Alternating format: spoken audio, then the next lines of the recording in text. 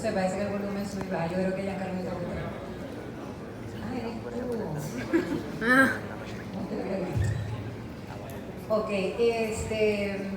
para recapitular, ¿no?, de dónde quedamos, porque ya tenemos varios días sin dar clases de fisio. Nosotros hablábamos de la parte hipotálamo hipofisario, hablamos de todas las hormonas que se producían, las neurohormonas, hablamos de ese concepto, y cuáles eran esas neurohormonas sintetizadas en el hipotálamo.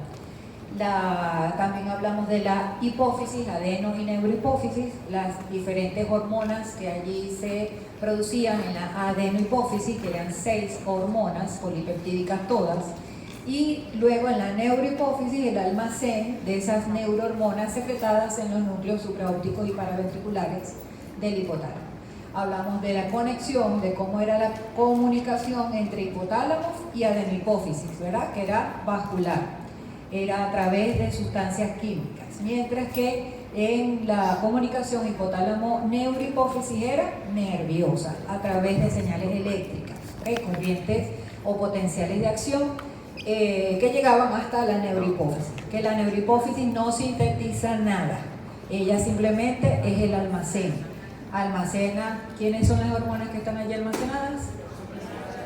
Vasopresina o hormona antidiurética y la oxitocina, esas dos neurohormonas que se sintetizan en hipotálamo, ¿ok? Bueno, y continuábamos hablando en esta última parte de la clase vamos a hablar específicamente de estas dos neurohormonas. ¿Por qué les llamamos neurohormonas? Porque tienen función hormonal, ¿ok?, pero también se comportan como neurotransmisores, además de que son sintetizadas por una neurona. Vamos a comenzar con la hormona antidiurética. Ya habíamos hablado bastante de la hormona antidiurética, qué tipo de hormona es, cómo es el proceso de síntesis, cuáles son los factores de estimulación para su secreción y cuáles eran los factores o elementos que podían inhibir la hormona antidiurética, ¿verdad? Que teníamos que en la hormona antidiurética podíamos encontrar 3 receptores. Déjame irme un poquito hasta allá. Aquí están las dos neurohormonas, oxitocina y la hormona antidiurética o vasopresina. Las dos son nonapéptidos, es decir, que tienen 9 aminoácidos en su constitución. Son sintetizadas en las neuronas magnocelulares principalmente de los núcleos supraópticos y paraventriculares del hipotálamo. Ellas luego que se sintetizan, esta es una neurona típica de esa conexión hipotálamo-neurohipófisis. El cuerpo o soma neuronal va a estar ubicado en esos núcleos hipotalámicos y luego el axón se dirige hacia la neurohipófisis, quedando el terminal axónico en la neurohipófisis, donde aquí vamos a encontrar esas dos neurohormonas almacenadas. En el proceso de síntesis, por supuesto, cumple con todos los pasos de la síntesis proteica, porque desde el punto de vista bioquímico se clasifican como neurohormonas polipeptídicas, ¿bien?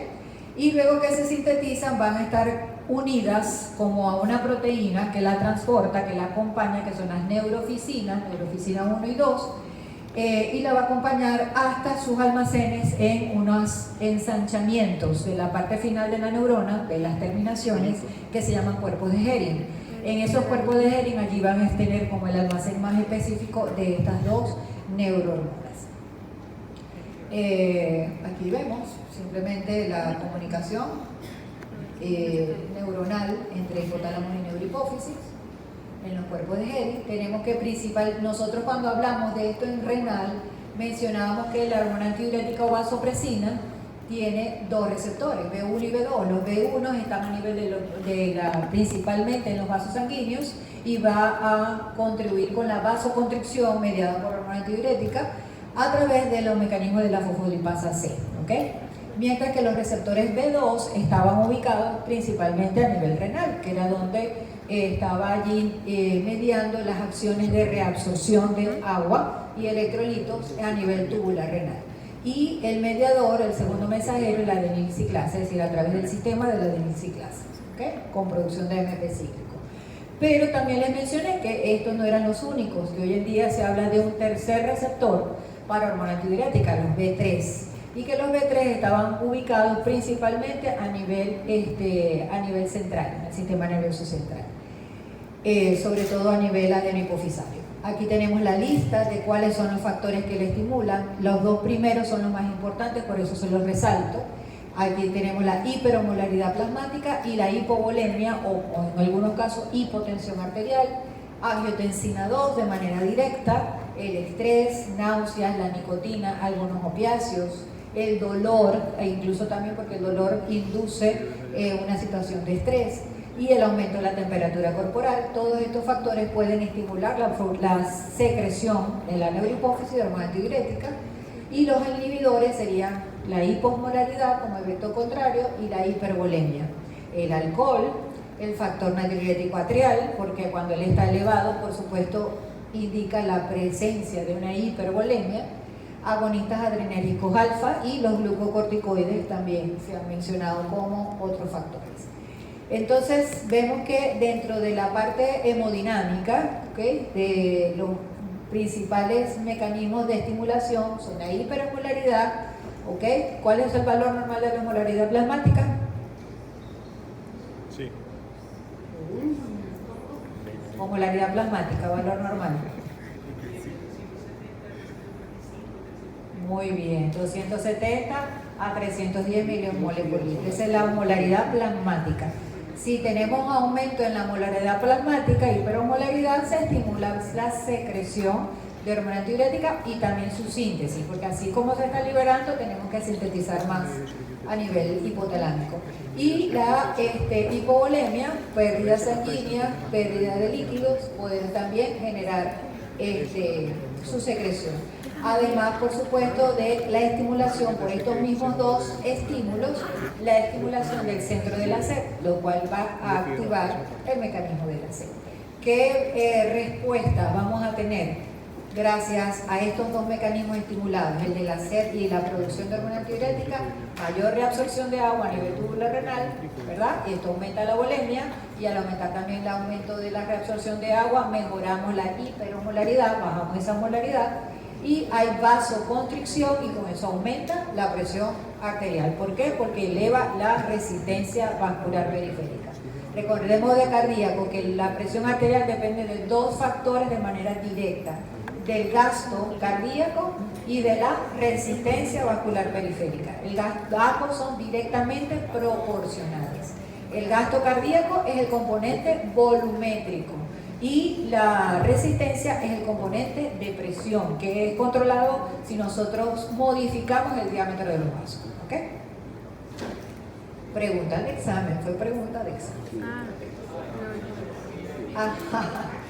Ok, entonces dijimos que el receptor vascular, principalmente allí lo que vamos a encontrar son receptores de tipo V1, que produce vasoconstricción, por supuesto, y lo hace a través de la activación de la fosfolipasa C, mientras que los renales, que son los receptores B2, lo hacen activando la dilatociclasa con aumento de AMP cíclico.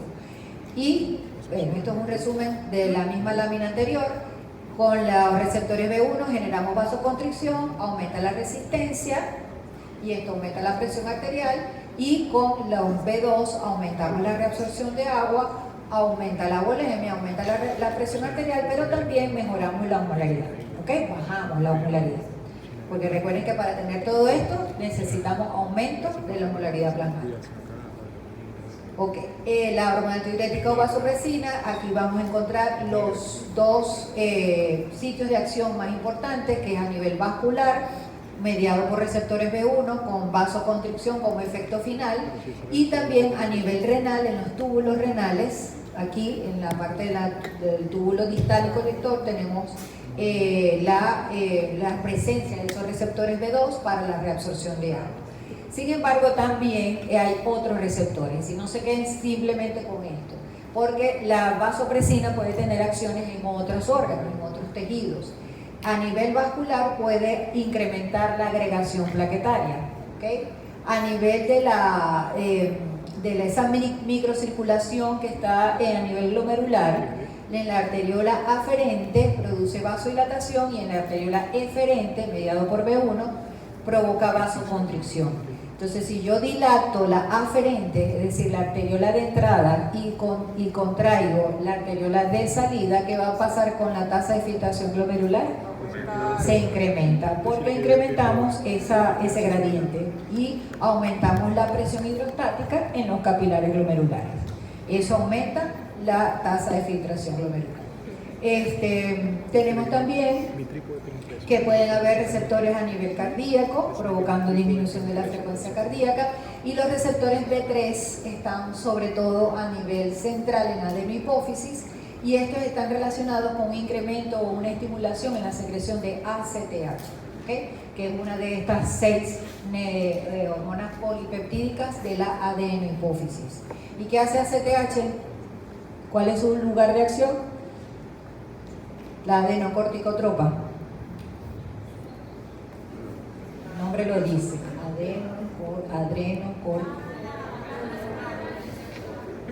Cortisol, exactamente. Actúa sobre la corteza suprarrenal para estimular la producción de cortisol principalmente. Bien. ¿Okay? Entonces aquí están el resumen de los 3 receptores, B1, B2, B3, en algunos libros. En algunas actualizaciones el B1 también es llamado B1A y el B3 es el B1B, ¿okay? Pero es el mismo receptor. Bueno, esta es el resumen de los efectos y el lugar de acción.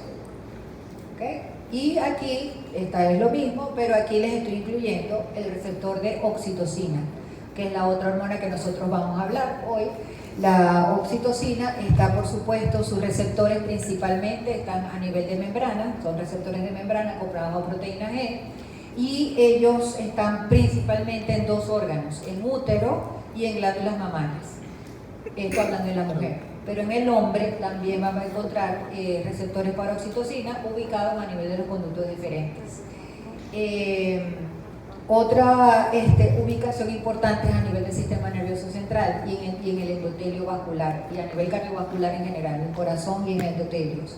En el corazón produce liberación del péptide natriurético atrial, ¿okay? Y eso produce natriuresis y diuresis, y a nivel vascular puede provocar vasodilatación, pero es un efecto mínimo. ¿Okay? Lo que más importa es aquí la acción sobre el útero y en las glándulas mamarias en el caso de la mujer.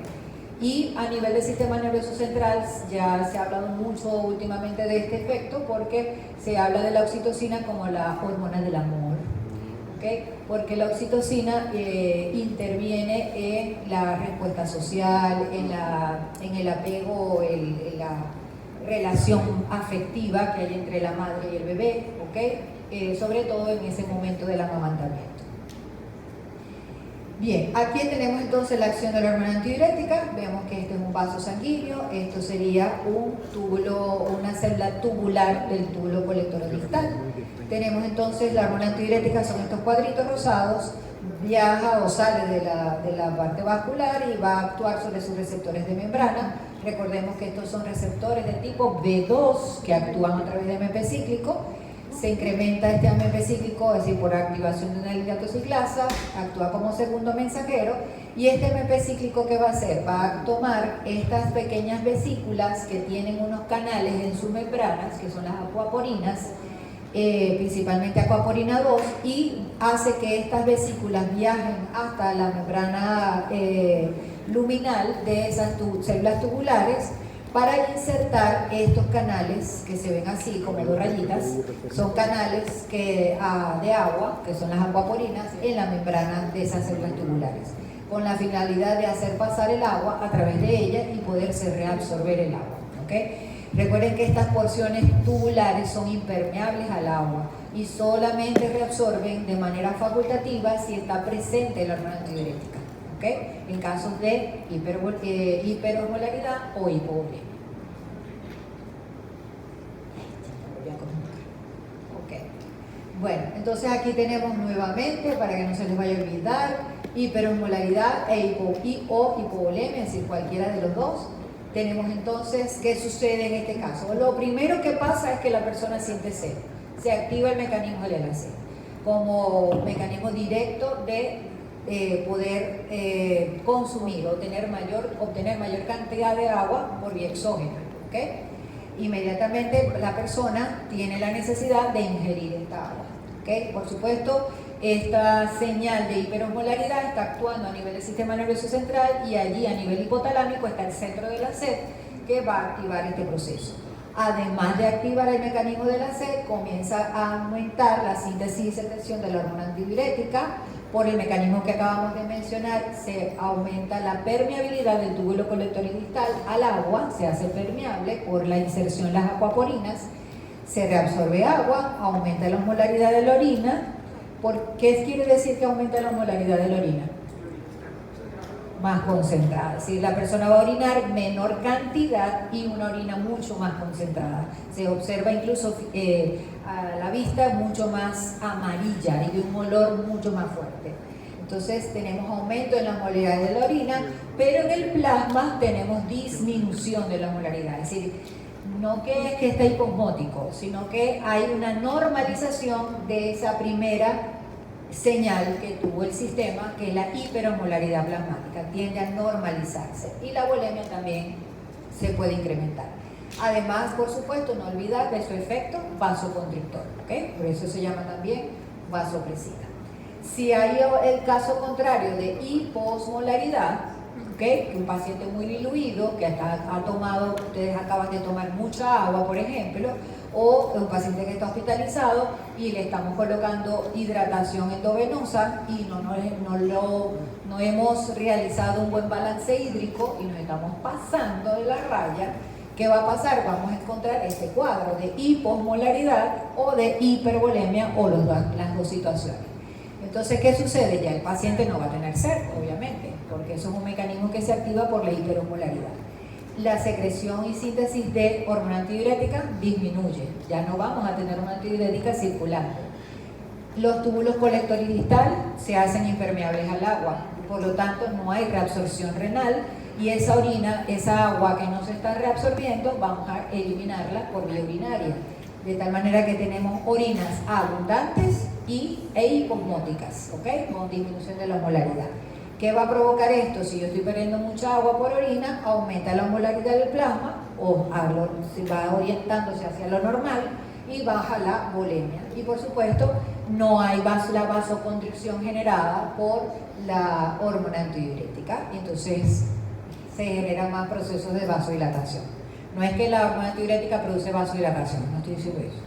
Lo que estoy diciendo es que ya al no tener la hormona antidiurética, perdemos el efecto vasoconstrictor de la hormona antidiurética.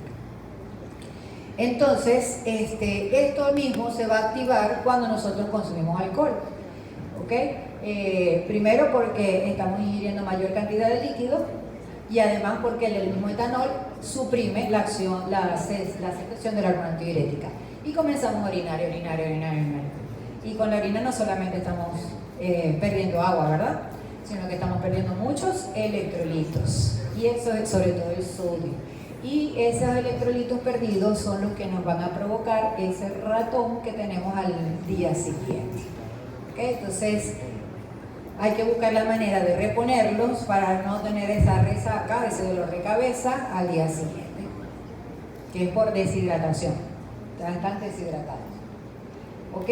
Y recordemos que la estimulación de la secreción del ACTH por acción de los receptores B3 a nivel de la adenopófisis, que incrementa CRH y por supuesto va a aumentar la producción de cortisol, en el hígado produce glucógenolísis y aumento de la glicemia, esto también mediado por el efecto del cortisol, que es una hormona hiperglicemiante, y en el sistema nervioso central también hay receptores, principalmente se hablan de esos mismos receptores B3, que están también en el sistema nervioso central, y está muy relacionado con la conducta social, de ese afecto, de sensación de amor, sobre todo de la madre y el hijo, memoria, y tiene cierta acción antipirética. ¿Saben qué es esto? Antipirético. ¿Qué es? Para los que no saben. ¿Ah? Disminuye la fiebre, exactamente. Ok, vamos a hablar de los dos cuadros de patología de la hormona antidiurética. ¿Okay? porque ella también puede entrar en cuadros patológicos de hipersecreción o de hiposecreción, o incluso nula secreción, que es bastante grave. La hipersecreción de hormona antidiurética, que ustedes imaginarán la producción excesiva de hormona antidiurética en algún momento. ¿Qué va a provocar esto? Que hay mucha retención de agua, ¿ok? A nivel renal.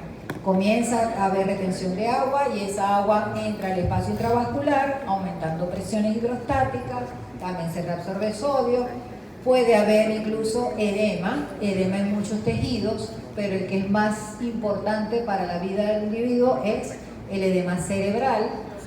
Hay hiposmolaridad plasmática y la incapacidad para diluir la orina, ¿ok? La persona tiene diuresis muy escasas y muy concentradas. Estos casos de hipersecreción se pueden presentar, por ejemplo, en una persona que haya tenido traumatismo craneoencefálico. Los traumatismos craneoencefálicos producen un síndrome que se conoce como de secreción inapropiada de hormona antidiurética.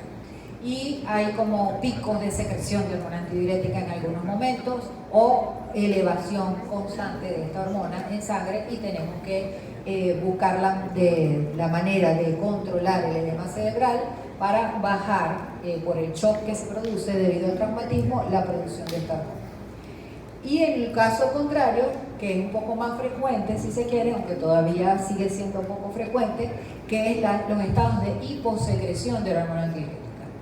Esta hiposecreción se puede presentar a nivel central, es decir, que el mismo hipotálamo, esas neuronas hipotalámicas, los núcleos supraópticos y paraventriculares, produzcan poca cantidad de hormona antidiurética o nula producción.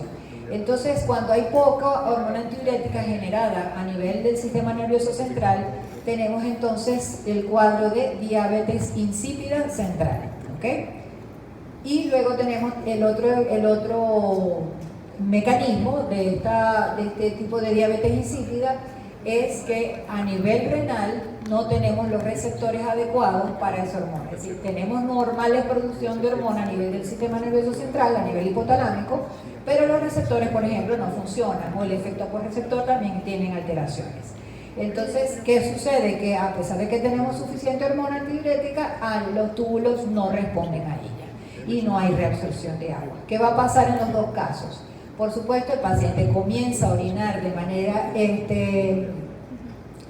abundante, por eso se le llama diuresis, una diuresis muy acuosa, orinas abundantes, orinas hiposmóticas muy diluidas, y el riñón no es capaz de concentrarla porque allí no va a haber acción de la hormona antidiurética. Por supuesto, el paciente puede llegar a deshidratarse y tiene también polidipsia. Como tiene polidipsia y tiene poliuria, se le llama diabetes, pero es una diabetes insípida.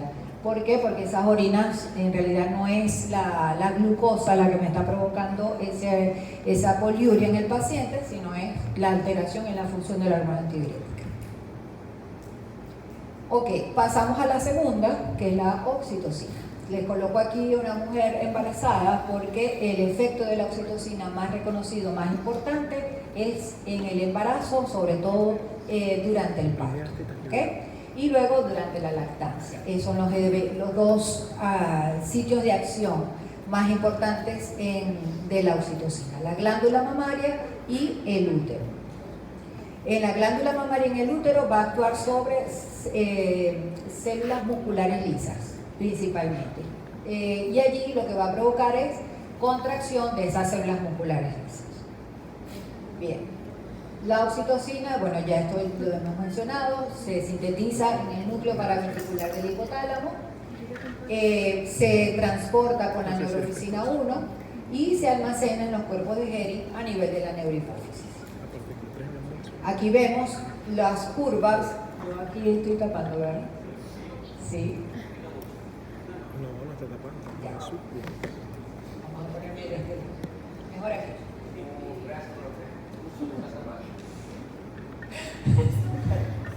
Ok, tenemos aquí las diferentes hormonas desde el inicio hasta el final del embarazo. ¿Okay? Incluso en esta parte ya corresponde al parto. Vemos que al principio del embarazo, el que va a mantener ese embarazo viable, el que va a sostener el embarazo desde el punto de vista hormonal, es la placenta, la cual va a comenzar a producir la hormona, la gonadotrofina coriónica. Luego, cuando ya tenemos en las primeras semanas, miren que está hasta casi las 16 semanas, comienzan entonces la producción de progesterona y de estrógeno durante el resto del embarazo, incrementándose de manera progresiva. Aquí la más importante es la progesterona para mantener ese embarazo viable hasta el final. Vean que la línea esta roja corresponde a la oxitocina. La oxitocina desde el comienzo comienza a elevarse progresivamente, poco a poco, pero tiene su pico de mayor producción en la semana 40, le colocan ahí la semana 40, pero es alrededor de la fecha probable de parto, ¿okay? Que puede ir desde las 38 semanas hasta las 40 semanas. Ese es cortisol, disculpen, la oxitocina. Pero la oxitocina no quiere decir que solamente se produce aquí, ella comienza a elevarse progresivamente, hasta que tengamos una máxima producción en ese momento alrededor de los días del parto. ¿Por qué se incrementa progresivamente? Porque su lugar de acción es el útero en este momento del embarazo. Lo principal es el útero y secundariamente la glándula mamaria. Pero son los mismos niveles de estrógeno que van incrementándose a lo largo del embarazo, lo que va a incrementar el número de receptores para oxitocina a nivel uterino. ¿Okay? Estos estrógenos, por supuesto, al final del embarazo es donde hay mayor cantidad de estrógenos, por lo tanto, al final del embarazo tenemos mayor número de receptores para oxitocina a nivel uterino y que son importantes para ese momento del parto. ¿Okay? El cortisol también, vean que es mucho más importante, siendo la hormona del estrés, la que nos va a dar la energía suficiente, sobre todo a través del metabolismo de los carbohidratos, es muy importante en ese proceso también del trabajo de parto. ¿Okay? Ajá. Entonces vemos aquí cómo la oxitocina, en realidad la oxitocina trabaja a través de arcos reflejos, o reflejos neuroendocrinos. Aquí tenemos entonces que existe entonces reflejos neuroendocrinos en la glándula mamaria, reflejos neuroendocrinos en el útero grávido, que es el útero alrededor de la fecha del parto, pero también puede actuar en el útero no grávido, en la mujer que no está embarazada. También actúa en el hombre, ¿okay? En los conductos diferentes, como les dije, y también hay receptores para oxitocina y en el sistema nervioso central. Tenemos entonces, lo primero que vamos a mencionar es aquí el reflejo neuroendocrino de la glándula mamaria. ¿Qué va a hacer la oxitocina allí? Lo que va a favorecer es la eyección láctea. ¿Okay? Lo que no sé si ustedes lo han escuchado, es que es el llamado reflejo de la bajada de la leche o el reflejo de la eyección láctea. Luego tenemos acá en el útero, pero en el útero grávido, el útero embarazado al momento del parto, también es un reflejo neuroendocrino que se da por el paso de la cabeza del bebé a través del canal de parto, es decir, el cuello uterino y la vagina, que la va distendiendo a medida que va pasando esa cabecita por allí. Eso estimula un reflejo que se llama reflejo de Ferguson. Ese reflejo de Ferguson me va a permitir contraer esta musculatura uterina. ¿Para qué? Para generar mayor descenso del bebé durante el trabajo de parto y así finalmente la salida. ¿Okay? El reflejo de Ferguson es uno de los ejemplos también de feedback o retroalimentación positiva. Es un reflejo que se va a incrementar, se va a estimular cada vez que el feto va bajando, que el bebé va bajando por el canal de parto, a través de retroalimentación positiva. Pero en la mujer también, en la mujer no embarazada, también es importante porque durante el acto sexual también hay estimulación mecánica. En los dos reflejos, en el de la bajada de la leche o la deyección láctea y el reflejo de Ferguson que se da durante el trabajo de parto, siempre va a haber un estímulo sensorial, un estímulo sensitivo. En el caso de la bajada de la leche sería la succión del pezón por parte del bebé.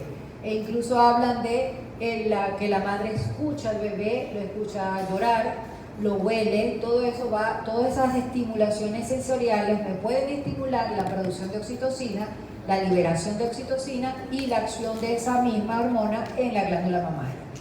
Y el reflejo de Ferguson, el estímulo es mecánico. En este caso es la presencia de la cabeza del feto a través del canal de parto, es decir, el cuello uterino, que está cerrado en el momento del inicio del trabajo de parto, se va dilatando a medida que la cabeza va descendiendo, incluso también las paredes de la vagina. Esta distensión del cuello y de la pared de la vagina es captada por mecanorreceptores, porque es un estímulo mecánico, por mecanorreceptores, y ese estímulo, gracias a vías aferentes, llegan al sistema nervioso central para liberar oxitocina. Ya el reflejo lo vamos a ver con más detalle más adelante.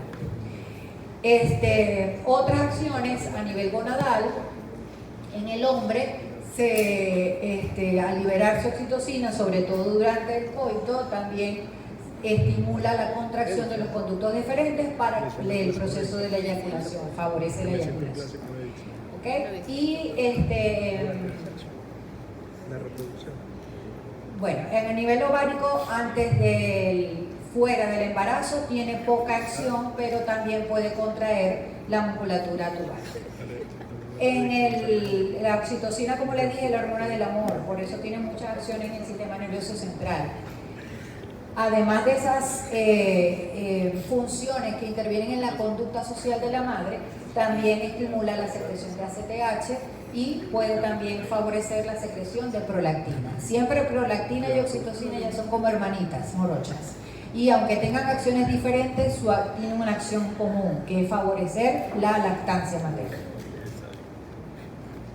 Ok, bien, aquí tenemos los dos reflejos principales, el reflejo de Ferguson y el reflejo de la bajada de la leche.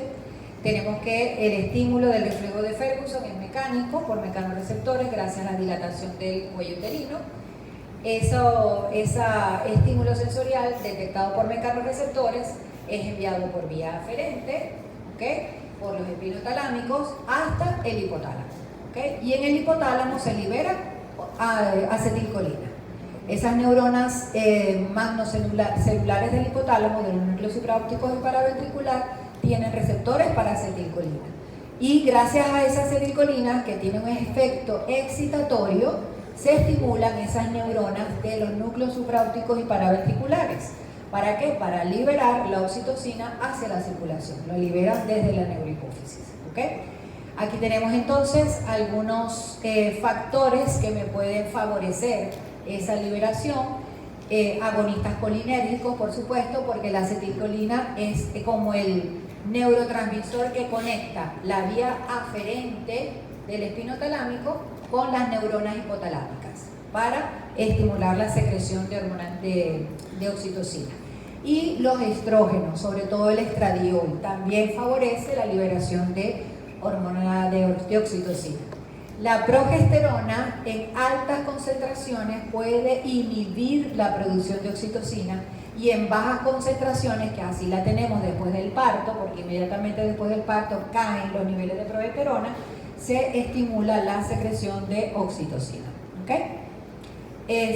Otros factores que las pueden inhibir, el alcohol, por eso que las madres, además de por una cuestión de ética, no deberían ingerir alcohol mientras están lactando, que muchas incluso he visto que toman cerveza para producir más leche por la levadura, tomen malta, es lo mismo, pero no tiene alcohol, porque el alcohol puede inhibir la secreción de oxitocina. Los opioides, es decir, algunas de estas sustancias que tienen efecto analgésico profundo también lo pueden inhibir, y la hemorragia intensa por hipoperfusión a nivel central. El estrés es muy importante. Las mujeres que están lactando deben hacerlo en unas condiciones de bajo estrés, porque el estrés también, vamos a ver cómo interviene o interfiere con este proceso de secreción.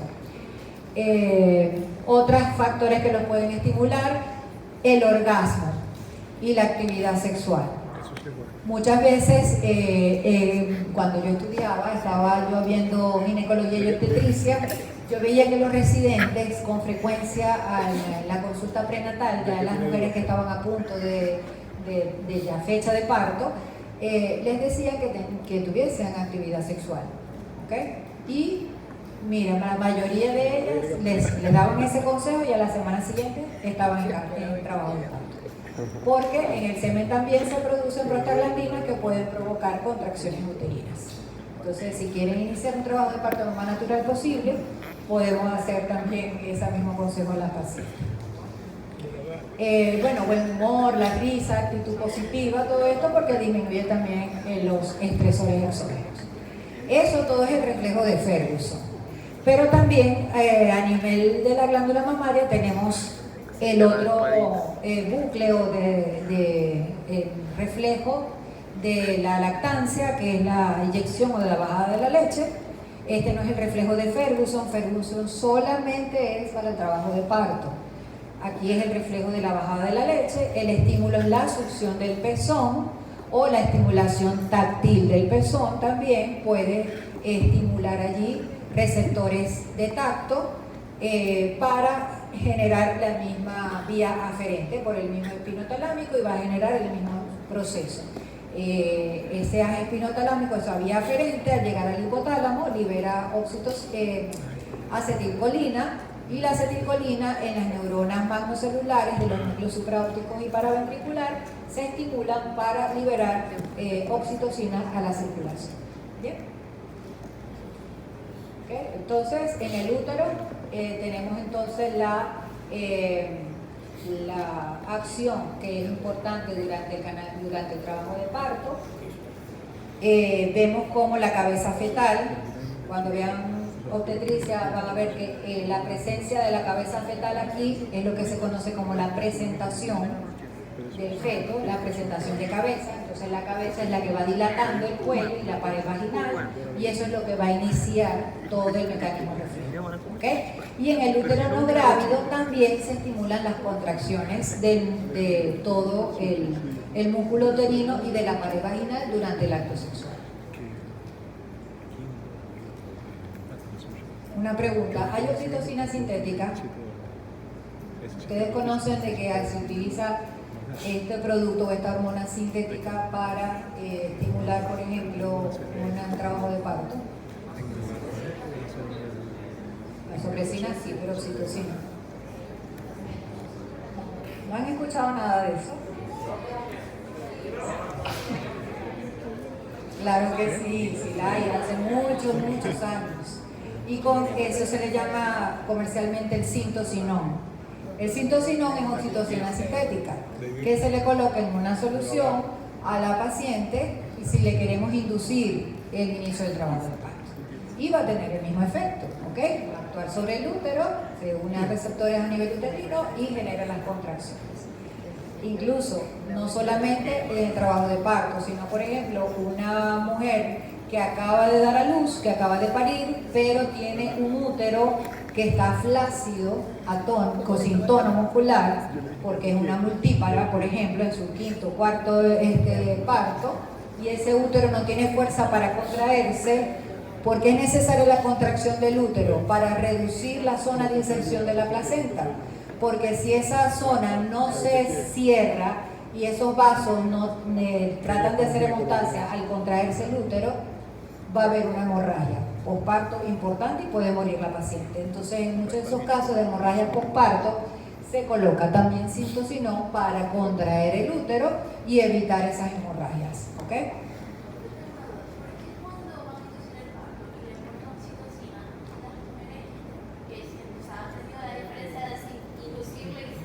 Y de manera natural.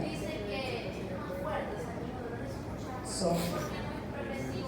Exacto, no es progresivo y es un dolor súper intenso.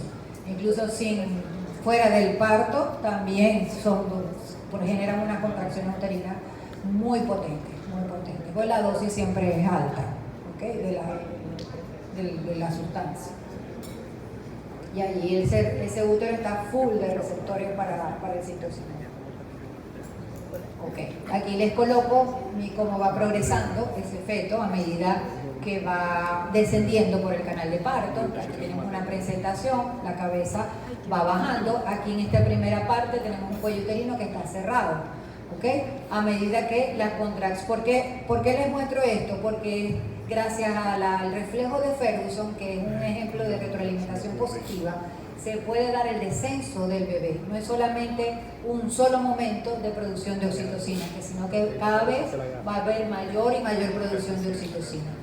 Al inicio del trabajo de parto, con ese primer bolo, si se quiere, de oxitocina natural, el útero se contrae y la cabeza va bajando, va descendiendo. Este cuello uterino, a medida que va bajando, miren cómo se va dilatando. Eso se le llama borramiento del cuello uterino, porque el cuello prácticamente se borra, desaparece, y el orificio cervical externo se dilata por completo, unos 10 centímetros. Poco a poco va descendiendo y ese estímulo mecánico comienza a liberar por el reflejo, ese neuroreflejo de Ferguson comienza a liberar oxitocina. Vemos entonces que la cabeza fetal sigue saliendo, aquí la dilatación ya es completa, pero a pesar de que tenemos ya mucha oxitocina en sangre, esta misma dilatación completa del cuello uterino y de la vagina comienza a liberar más, estimula más el reflejo de Ferguson y se produce mayor cantidad de oxitocina. Por eso es que es un proceso de retroalimentación positiva. ¿Y para qué es necesaria esa retroalimentación positiva? Para que esta parte del útero siga trabajando, se siga contrayendo y continúe el descenso del bebé. Sale el bebé y por supuesto el útero se queda con la placenta inserta y a nosotros contraer el útero le estamos reduciendo el área de inserción y eso favorece el desprendimiento de la placenta, que también es necesario, porque muchas veces las mujeres por atonías uterinas tienen retención última de placenta y esa placenta pegada allí lo que genera es sangrados muy graves, importantes. Y ahí es cuando debemos utilizar el citocinol. ¿Ok? Miren cómo queda la placenta, todavía allí hay oxitocina, el útero se sigue contrayendo y al reducir su zona de inserción, ella se desprende y debe salir. Por supuesto, al salir la placenta, ya se acabó el estímulo mecánico y descienden los niveles de oxitocina. ¿Qué pasa en la glándula mamaria? Aquí tenemos una glándula mamaria normal, ¿ok? No preparada para la lactancia todavía. Tenemos los conductos galactóforos y los alvéolos mamarios, que esos son los que se van a llenar de leche. Ya aquí tenemos los alvéolos llenos de secreción láctea, ¿ok? Y los conductos ya prestos para su salida. En los conductos galactóforos vemos estas células que están aquí alrededor, que son células musculares. Esas son las células mioepiteliales de los conductos. Y esas células mioepiteliales allí es donde hay receptores para oxitocina. Esas son las que te van a contraer y al contraerlo, por supuesto, le van a provocar eyección de leche. ¿Bien? Eso incluso se siente. Si la madre tiene una lactancia importante, frecuente, cada 2-3 horas y por algún motivo la mamá no está con el bebé después de estas 2 o 3 horas, el reflejo se activa y hay contracción de esas células musculares. Ajá. Vemos aquí entonces la conexión madre-hijo que genera también la oxitocina, de allí que su acción también es de modificar la conducta materna frente al bebé. Aquí tenemos los mecanismos de acción de la oxitocina. Les dije al comienzo que la oxitocina tiene receptores de membrana acoplados a proteína G, tanto en músculo uterino como en las células mioepiteliales. Al unirse la oxitocina a este receptor de membrana, sobre todo acoplándose a la subunidad alfa, se activa esta proteína G y seguidamente lo que va a haber es activación de una enzima de membrana que es la fosfolipasa C. La fosfolipasa C, ¿qué va a hacer? Va a actuar sobre el fosfatidilinositol bifosfato y se obtienen 2 segundos mensajeros, el inositol trifosfato y el diacilglicerol, ¿verdad? El inositol trifosfato se encuentra en el citoplasma y el inositol va a actuar sobre el retículo sarcoplásmico. ¿Qué va a hacer el retículo sarcoplásmico? Se va a unir a receptores y permitir la salida del calcio almacenado en este retículo. Es decir, que la acción final en general de la oxitocina al actuar sobre su receptor es incrementar el calcio intracelular en esas células musculares, porque el calcio me va a favorecer la interacción actina-miosina para que se dé la contracción. ¿Ok? Eso lo dijimos la clase pasada. Muy bien. Pero esta no es la única fuente de calcio. ¿Ok? Esta es una fuente importante intracelular, pero también hay calcio extracelular, que la misma oxitocina también puede estimular su entrada, agregando mayor cantidad de calcio a las células musculares. ¿Por qué se genera esta entrada o cómo se genera esta entrada? Aparentemente, le digo aparentemente porque esto es una acción secundaria de la oxitocina. Ya sabemos que la oxitocina actúa en estos receptores de membrana. También provoca despolarizaciones de la membrana, ¿okay? Por acción de los canales sobre los canales de sodio y potasio. Entonces, al despolarizar, abre canales de calcio que están en la membrana, que son voltaje dependientes.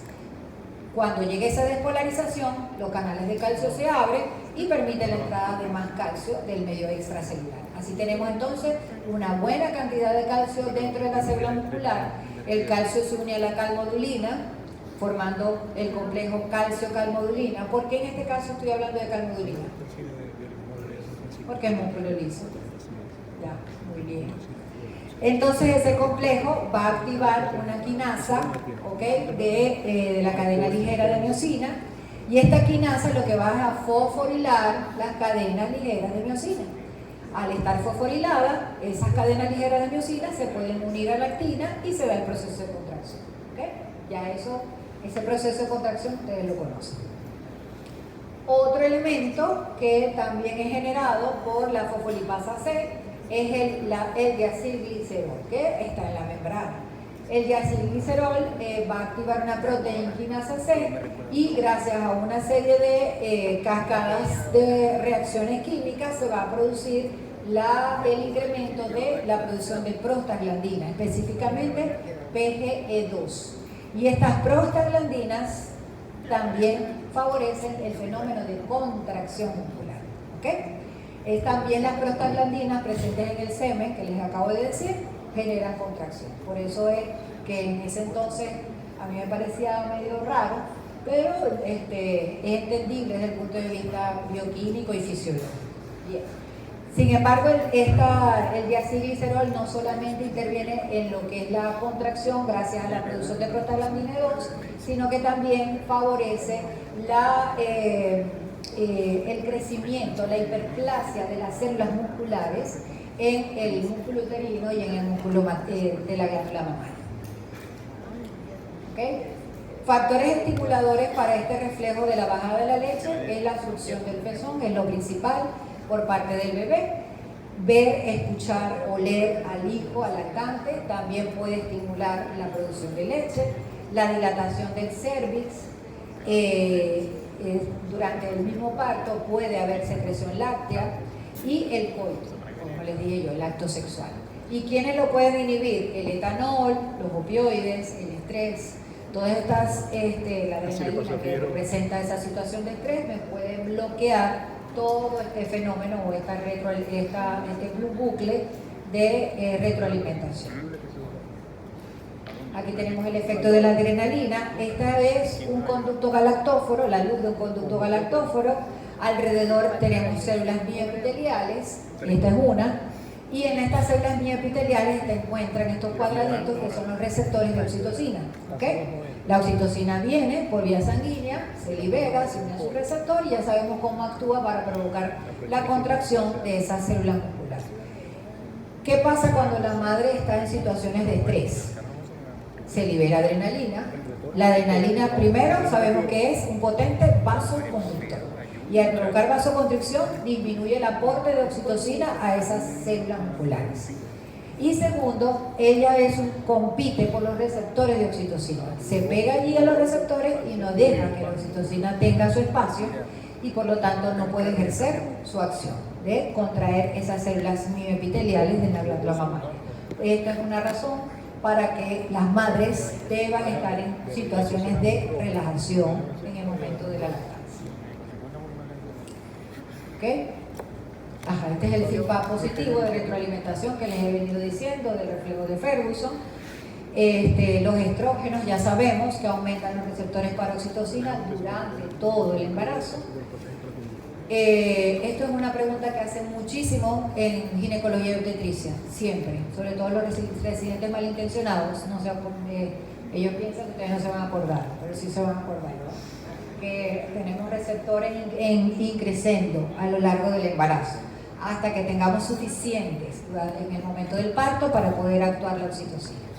Entonces, al liberarse la oxitocina, gracias a este estímulo mecánico, se produce la contracción del útero, además hay liberación de la prostaglandina que producen más contracción uterina y esto provoca descenso de la cabeza fetal va dilatando y dilatando y dilatando todo el canal de parto y estos son estímulos mecánicos que nuevamente vuelven a actuar sobre el hipotálamo para secretar en la neurohipófisis mayor cantidad de oxitocina.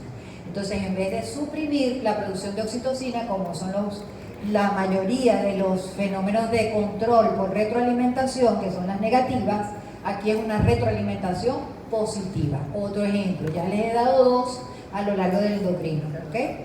Que es el momento preovulatorio, ¿verdad? Cuando hay ese pico de LH con producción de estrógeno. Y el segundo es este. ¿Okay? Entonces tenemos la prolactina y la oxitocina, las hermanitas morochas. Por eso es que ¿para qué les digo esto ahorita? Porque muchas veces en la población general hablan, no, es que fulanita de tal, una conocida, durante el embarazo tenía secreción láctea. Entonces no es lógico, porque la prolactina va a ir aumentando a medida que se va aumentando, va pasando las semanas del embarazo. No es inmediatamente. Eso puede ser otra cosa, que la persona tenga una secreción ectópica de prolactina a nivel hipofisario, puede ser, y tenga un prolactinoma y exceso de prolactina en sangre, pero no producto del embarazo. Lo normal es que esta prolactina y esta oxitocina actúen al final del embarazo para favorecer la lactancia. La prolactina produce la leche, es la que sintetiza la leche, y la oxitocina es la que la inyecta, ¿okay? Y ambas actuando en conjunto favorecen la lactancia. ¿Okay? Yo no sabía que iba a seguir. Ya. Todavía tengo más de 10 minutos. No sabía. Se lo juro que era cada oxitocina. Ok, la prolactina ya sabemos que favorece lo que es la síntesis de leche. Eso se conoce como lactogénesis o galactogénesis. ¿Bien? Y tenemos aquí el eje hipotálamo, hipofisario, glándula mamaria. En el hipotálamo tenemos entonces, recuerden que la prolactina tenía su propio estimulador hipotalámico y su propio inhibidor, ¿bien? Que era una de las dos excepciones. Entonces el estimulador de prolactina, la hormona liberadora de prolactina, pasa por el tracto hipotálamo hipofisario, el sistema portal, y a nivel de la adenohipófisis va a estimular la producción de prolactina, aumenta la producción y por supuesto va a favorecer la síntesis de leche. La prolactina va aumentando a lo largo del embarazo, favoreciendo en el momento que se necesita esa producción. Cuando ya hay producción de leche, aquí entonces va a haber una retroalimentación. Sin embargo, la prolactina también tiene su inhibidor. ¿Cuál fue el inhibidor que dijimos que era de prolactina? Dopamina. La dopamina es el inhibidor de prolactina, aunque se le llame factor inhibidor de prolactina, estructuralmente es dopamina, ¿okay? Químicamente. Y ella va a frenar la producción de prolactina. Miren aquí que el mismo estímulo que me favorece la producción de oxitocina también me va a inducir la liberación o la secreción de prolactina. Entonces la oxitocina interviene con la eyección láctea, que es lo que llaman también lactopoiesis. Y el estímulo es succión del pezón. ¿Okay? Aquí yo a veces les menciono, porque hay mujeres que no están lactando, no tienen bebés, no acaban de parir, no están en ese periodo de lactancia, pero que en algunas ocasiones pueden tener secreción láctea, ¿okay? Eso se llama galactorrea. Esa galactorrea se puede presentar porque es muy frecuente ver la presencia de adenomas hipofisarios, es decir, tumoraciones en la adenohipófisis que involucran únicamente a las células productoras de prolactina, es decir, a las células lactotropas de la adenohipófisis. ¿Qué pasa con esos adenomas? Que esos adenomas son autónomos, es decir, ellos secretan sin control, ¿bien? No obedecen a ningún sistema de retroalimentación negativa como pueda suceder con la prolactina normal. Entonces, esta prolactina en exceso obviamente va a tener también su acción sobre la glándula mamaria de las mujeres y su acción sobre el eje hipotálamo hipófisis ovario. Estas mujeres no solamente tienen galactorrea, sino que también van a tener alteraciones de su ciclo menstrual, incluso pueden presentar amenorrea, es decir, ausencia de menstruación en algunos ciclos. ¿Por qué? Porque la prolactina va a inhibir en la adenohipófisis la producción de hormonas gonadotrópicas. La prolactina elevada inhibe FSH y LH. Si no hay esas dos gonadotropinas, no va a haber ciclo ovárico ni ciclo menstrual, ¿okay? Entonces, dependiendo de los niveles de prolactina, se va a frenar ese proceso y las mujeres que no están en este periodo de lactancia pueden tener amenorrea o alteraciones de los ciclos, es decir, o a veces le viene, a veces no le viene, etc.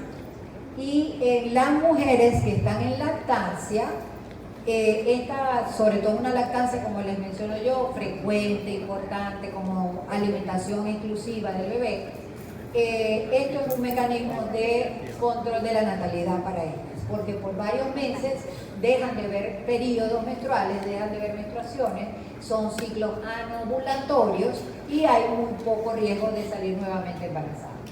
Pero bueno, en esta viña del Señor nada está escrito. Recuerden que medicina no es 1 más 1. Tenemos que siempre decirles que durante este periodo, sí, solo si la lactancia es importante, cada 2 horas, cada 3 horas, es decir, exclusiva, no se le puede dar nada al bebé aparte del pecho materno, ¿okay? Ahora, las mujeres que no están embarazadas y tienen galactorrea, pero tienen vida sexual activa, van a sumarle un estímulo sensorial a esa prolactina elevada y van a tener más galactorrea. ¿Por qué? Porque la succión del pezón, el acto sexual en sí, produce más prolactina, produce más oxitocina y pueden tener galactorrea. ¿Okay? Y eso no solamente se da en las mujeres, también se da en los hombres. Es más frecuente en las mujeres, pero también se pueden dar en los hombres. Ok, la oxitocina en el hombre, como dijimos, en los conductos deferentes sobre todo, vamos a encontrar receptores para la oxitocina y estos conductos van a contraerse favoreciendo la eyaculación durante la acto sexual y favorece el transporte del semen, ¿no?, que contiene los espermatozoides. Otras funciones de la oxitocina,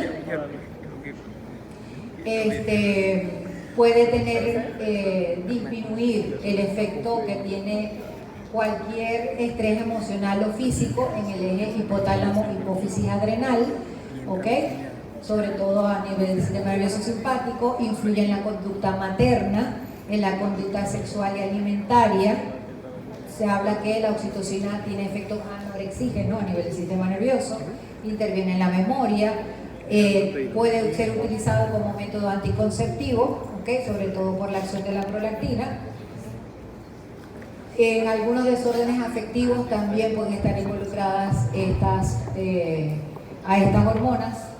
Puede tener efecto natriurético, recuerden que tiene también receptores a ese nivel, y a nivel cardiovascular disminuyendo la frecuencia cardíaca y la presión arterial. ¿Okay? Son efectos menores, pero ya están descritos. ¿Ah, no viste? ¿Sí?